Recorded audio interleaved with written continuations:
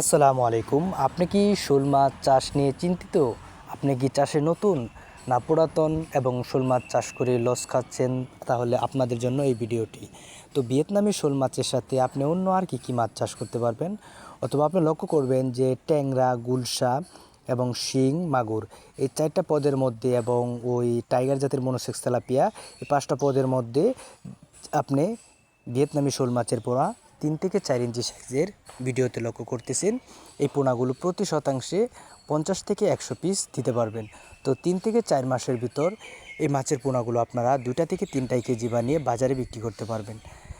আমাদের হ্যাচারিতে সকল ধরনের দেশি বিদেশি মাছের পোনা রয়েছে। যদি আপনাদের মাছের প্রয়োজন হয় আমাদের স্ক্রিনে দেওয়া নাম্বারটিতে অবশ্যই কল করবেন এবং মাছ চাষ সম্পর্কে সকল তথ্য ও পরামর্শ জানতে আমাদের সাথে যোগাযোগ করবেন।